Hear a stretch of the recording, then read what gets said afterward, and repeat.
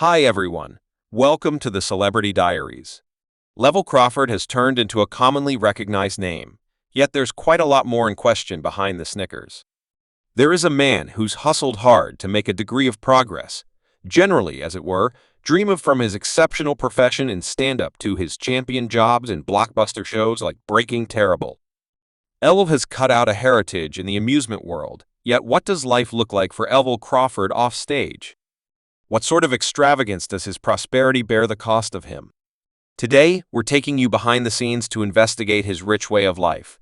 From the rambling chateau he calls home to the great total assets he's worked on throughout the long term.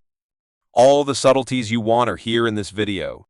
We should make a plunge presently Lavell Crawford, a noticeable American humorist, author, and entertainer, has set up a good foundation for himself as an unmistakable figure in the diversion world, known for his instructing voice and charming stage presence. Over the years, he has fabricated an effective vocation that has acquired him an expected net worth of almost $1 million.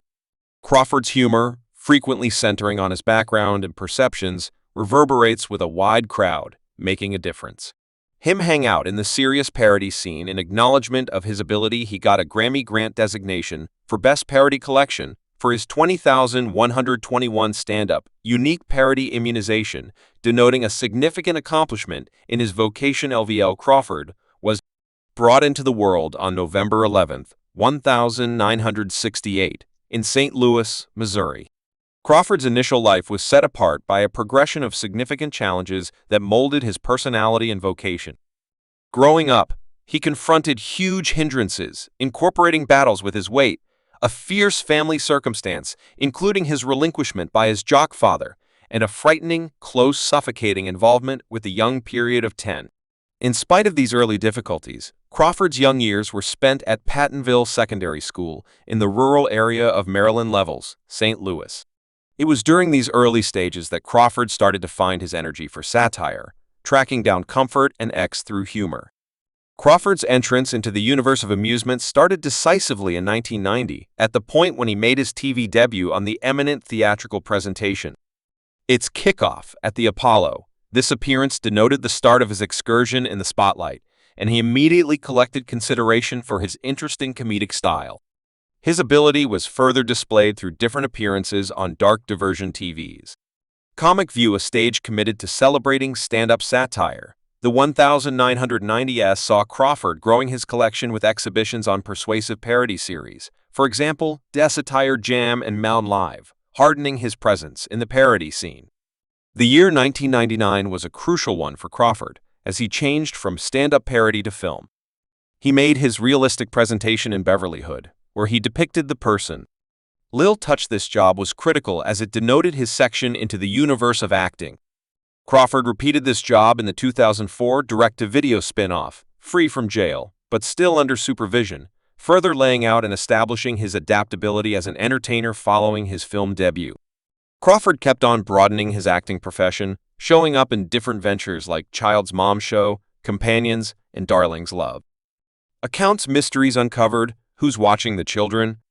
Furthermore, what circumvents comes around. Each of these jobs added to his developing standing as a capable entertainer fit for bringing a scope of characters to life in the years following his initial stand-up victories. Crawford extended his TV presence with remarkable appearances on shows like Premium Mix, Steve Harvey's Big Time Challenge, and The Tom Joyner Show. These appearances helped concretize his notoriety as a humorist with a one-of-a-kind voice and style. Anyway, it was in 2007 that Crawford encountered a huge lift to his vocation when he contended on NBC's Last Comic Standing. His execution on the 5th time of the reality series procured him a subsequent spot finish simply behind John Stink and brought him significant public consideration. Following this cutting edge, Crawford featured an episode of Funny TV that presented a stage that displayed rising comedic ability. He likewise made appearances on the farce series Reality Chomps Back and played a part in the satire film Compulsive Workers, further laying out his comedic accreditations. Notwithstanding his accomplishment as an entertainer, Crawford's profession took a prominent turn in 2011 when he wandered into emotional acting. He started depicting H.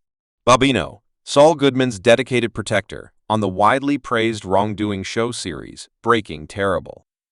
His depiction of Bobino, set apart by a blend of lighthearted elements and profundity, was generally welcomed by the two fans and pundits. Crawford's job was sufficiently huge to warrant a reprise in the side project series Better Call Saul, where he kept on investigating the intricacies of his personality. Crawford's progress to film started vigorously with his Hollywood presentation in 2015.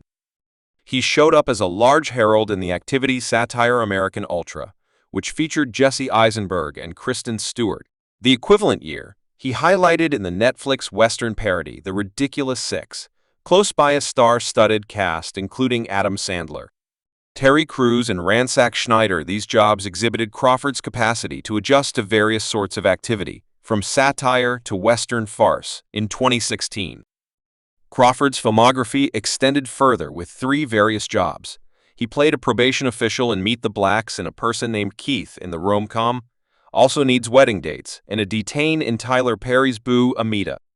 Halloween. Every job featured Crawford's flexibility and capacity to draw in with various comedic styles and accounts.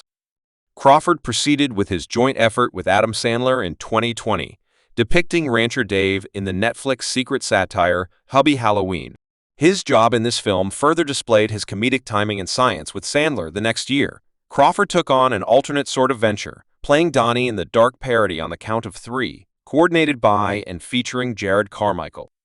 This job permitted Crawford to investigate more intricate and nuanced topics notwithstanding his film and TV work. Crawford has made various appearances on The Daily Show with Larry Wilmore, where he contributed as both a specialist and a unique journalist. His job in the 2021 parody Unique Vaccine acquired critical acknowledgement, with the recording getting a Grammy Grant selection for Best Parody Collection. Crawford's different vocation likewise incorporates a Paramount appearance in the music video for rapper J.K. Quan's tune Intoxicated. Displaying his cross-industry offer in 2022, he further cemented his status as a flexible entertainer with a job in the Netflix sports satire host group featuring Kevin James. Next, how about we investigate his home, presently Chateau in St. Louis, Missouri. Lavell Crawford, the acclaimed joke artist and entertainer, partakes in a home that delightfully mirrors his outcome and individual taste settled in his old neighborhood. Crawford's chateau is a staggering model of how exemplary appeal can be consistently incorporated with present-day moves to make a warm and welcoming home. This exquisite property highlights 4 rooms.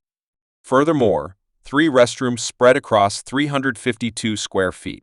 The house is set on a liberal 1-acre parcel, offering adequate space for protection and outside delight. As you move toward the chateau, it is right away clear that the house has been carefully kept up with adjusting ageless allure with brief upgrades. After entering, guests are that's what welcomed by unique hardwood floors radiates a feeling of exemplary refinement. The new layer of paint all through the home adds a cutting-edge touch, improving the inviting air and guaranteeing that the space feels both energetic and agreeable. The format of the house is intended for both unwinding and diversion. The extensive living room and formal lounge area give liberal regions for facilitating social occasions, while a comfortable sitting region offers a more private setting for calmer minutes. The heart of the house is without a doubt the kitchen, which has been nicely revamped to address the issues of a cutting-edge culinary specialist. It highlights quartz ledges that give solidness as well as a smooth and upscale surface for feast planning. The 42-in cupboards offer more than adequate capacity, while the treated steel machines, including a smooth reach hood, add a hint of refinement. The kitchen is further upgraded by a slick backsplash that supplements the general plan, making it both useful and outwardly engaging. The main room is a retreat in itself. It incorporates unique walk-in wardrobe space, which adds a bit of Polish and common sense. The rich on the suite washroom includes top-of-the-line installations and wraps up offering a spa-like insight inside the home. Moreover, the main room brags a beguiling sunroom, an ideal spot for unwinding and partaking in the perspective on the flawlessly finished grounds. Another feature of the house is an enormous room situated on the 3rd floor. This space is ideal for visitors or relatives, offering both protection and solace. The 3rd floor room adds adaptability to the home's format. The outside of the property is similarly amazing. The shocking finishing makes a quiet, also confidential retreat, upgrading the home's offer and giving a serene setting for outside exercises.